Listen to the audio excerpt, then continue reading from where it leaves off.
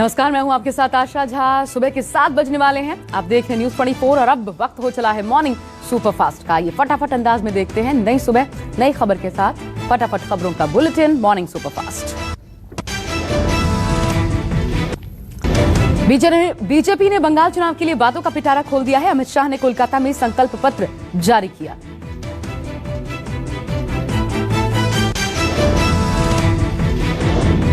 सोनार बांग्ला संकल्प पत्र में सरकारी नौकरियों में 33% महिलाओं को आरक्षण की बात कही गई है।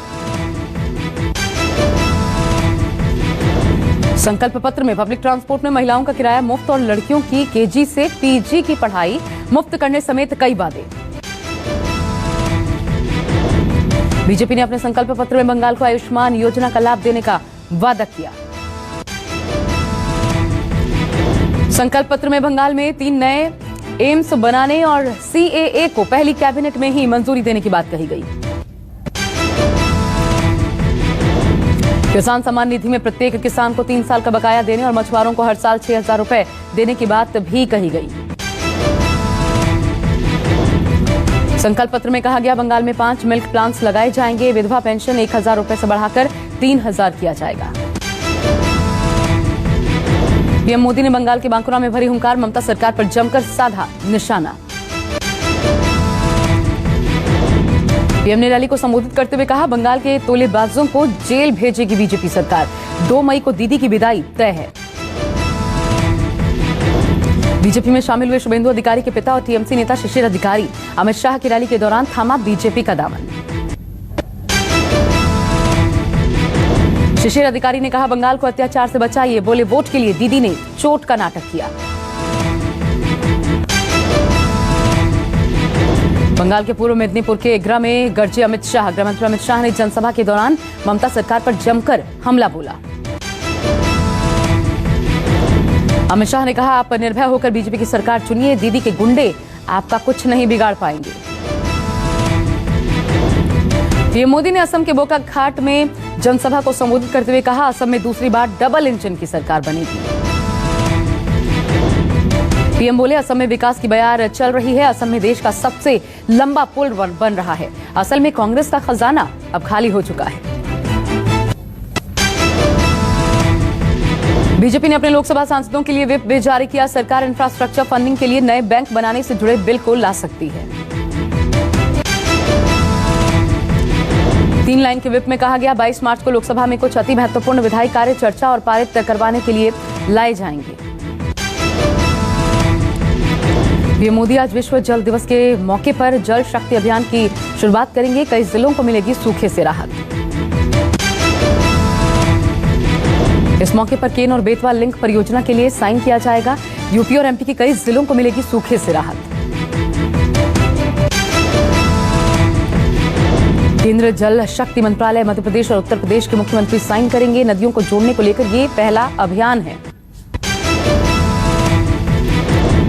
परमवीर सिंह के आरोपों के बाद शरद पवार के घर चला बैठकों का दौर। जयंत पाटिल बोले अनिल देशमुख के इस्तीफे की जरूरत नहीं।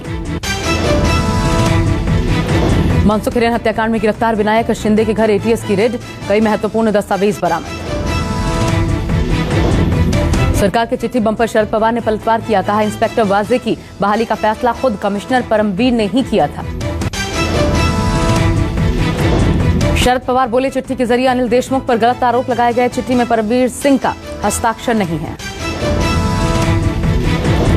एंटीलिया मामले की सीएम उद्धव ठाकरे के भाई और एमएनएस प्रमुख राज ठाकरे ने महाराष्ट्र सरकार को कटघरे में खड़ा किया। राज ठाकरे बोले इस मामले की जांच करना राज्य सरकार के बस की बात नहीं। केंद्र सरकार को मामले में दखल देना चाहिए।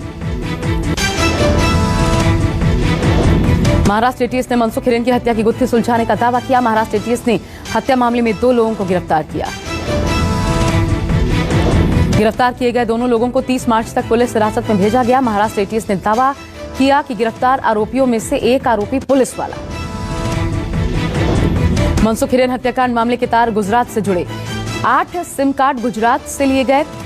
एनआईए की रडार पर कई बड़े नाम।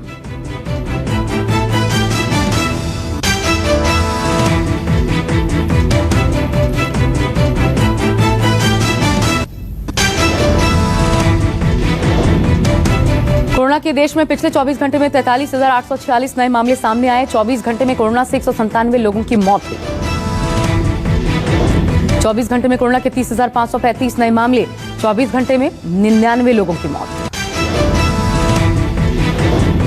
दिल्ली में 24 घंटे के भीतर कोरोना के 823 नए मामले। कोरोना से पिछले 24 घंटे में एक की मौत। मध्य प्रदेश में 24 घंटे के भीतर कोरोना के 1322 नए मामले। 24 घंटों में ही कोरोना से एमपी में 3 लोगों की मौत भी। पंजाब की बात करें तो 24 घंटे में कोरोना के 2669 मामले। पिछले 24 घंटे में पंजाब में 44 लोगों की जान भी गई। कोरोना पर महाराष्ट्र सरकार का बड़ा फैसला। 31 मार्च तक सभी थिएटर्स, ऑडिटोरियम, प्राइवेट दफ्तर केवल 50% क्षमता के साथ चलेंगे। एमपी के भोपाल, इंदौर और जबलपुर में 31 मार्च तक स्कूल, कॉलेज बंद। कई और तरह की पाबंदियां भी लगाई गई। कोरोना के बढ़ते मामलों के मद्देनजर शिवराज सिंह चौहान ने इन 3 शहरों में संडे लॉकडाउन के आदेश दिए। नागपुर में सख्त हुई पुलिस। लॉकडाउन पर ड्रोन से रखी जा रही है नजर। बेवजह घूमने वालों पर होगी कार्रवाई। नागपुर में लगे 7 दिन के लॉकडाउन से डरा मजदूर वर्ग। एमपी छत्तीसगढ़ के लिए मजदूरों का पलायन शुरू। वेस्टर्न डिस्टर्बेंस से बदल रहा है मौसम। मौसम विभाग के मुताबिक मध्य प्रदेश समेत कई राज्यों में अगले 24 घंटे में हो सकती है बारिश। मौसम विभाग के अनुसार 23 और 24 मार्च को उत्तराखंड के कई हिस्सों में अच्छी बारिश और बर्फबारी देखने को मिल सकती है। जम्मू कश्मीर में भी बारिश की संभावना। दिल्ली की एयर क्वालिटी में सुधार। दिल्ली की हवा बेहद खराब श्रेणी से खराब श्रेणी में आई।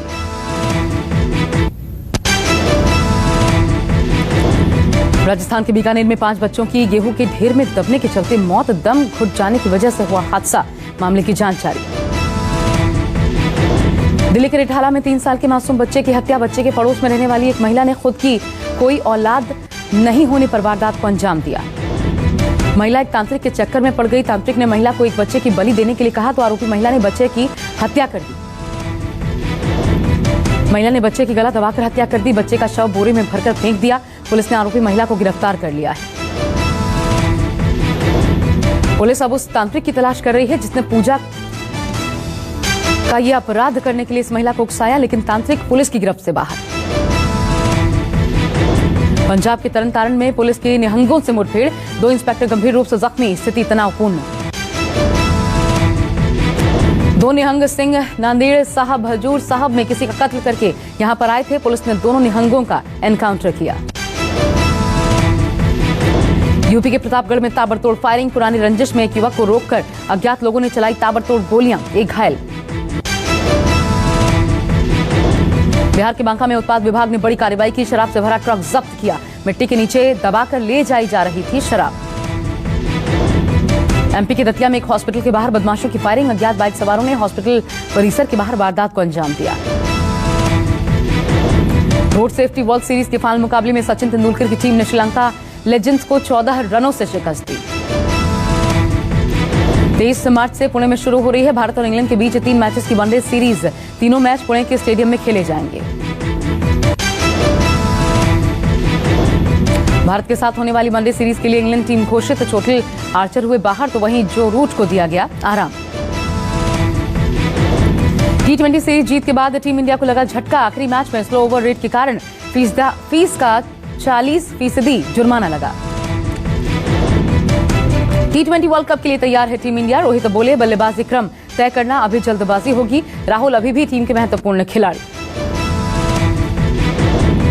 जनवरी में ईपीएफओ से जुड़े 13.36 लाख नए सदस्य। महिला सदस्यों में 30% की बढ़ोतरी। इस साल अब तक कुल 62.49 लाख लोग जुड़े। टीसीएस ने 6 महीने में लगातार दूसरी बार सैलरी बढ़ाने का ऐलान किया। 4.5 लाख कर्मचारियों को मिलेगा फायदा। सरकार ने टेलीकॉम नेटवर्क को चीनी कंपनियों के दायरे से बाहर करने के लिए इंटरनेट सर्विस प्रोवाइडर्स की लाइसेंस शर्तों में बदलाव किया। इंटरनेट नेटवर्क में नहीं लगेंगे चीनी उपकरण। ट्विटर का नया फीचर अनडू सेंड जल्द हो सकता है लॉन्च। 30 सेकंड में ट्वीट अनपब्लिश करने का मिलेगा ऑप्शन। फेसबुक को मोबाइल पर लॉगिन करने के लिए 2 फैक्टर ऑथेंटिकेशन जरूरी। यूजर्स के सिक्योरिटी को ध्यान में रखकर लिया गया फैसला। एप्पल वॉच को टक्कर देने के लिए फेसबुक स्मार्ट वॉच लाने की कर रहा है तैयारी। जानकारी के मुताबिक स्मार्ट वॉच में सेलुलर कनेक्टिविटी की सुविधा होगी।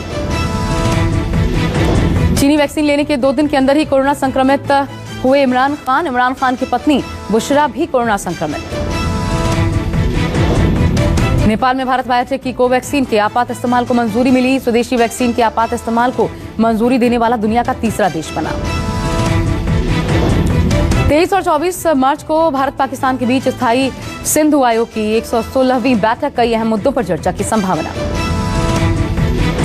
संयुक्त राष्ट्र में नस्लवाद के मुद्दे पर भिड़ा चीन और अमेरिका। चीन ने अमेरिका पर भेदभाव, नफरत और अफ्रीकी लोगों की बर्बर हत्याओं का आरोप लगाया। अमेरिका ने चीन पर पलटवार किया। अमेरिका ने चीन में उइगर मुसलमानों, अल्पसंख्यकों के जनसंहार का आरोप लगाया। सऊदी अरब ने पुरुष नागरिकों पर लगाया प्रतिबंध। पाकिस्तान, बांग्लादेश, म्यांमार की महिलाओं से शादी करने पर रोक। शर्मिला टैगोर ने लगवाई कोरोना वैक्सीन। बेटी सबा अली ने शर्मिला टैगोर के वैक्सीनेशन की तस्वीरें साझा की।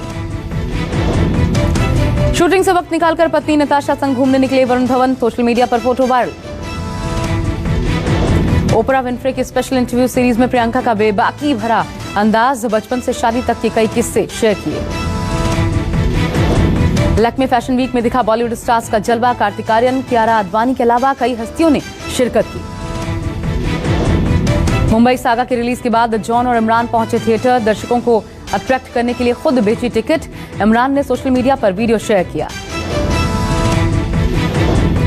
23 मार्च को कंगना के बर्थडे के मौके पर अपकमिंग फिल्म थलाइवी का ट्रेलर रिलीज किया जाएगा। फिल्म में तमिलनाडु की पूर्व सीएम जयललिता के रोल में नजर आएंगी कंगना रनौत।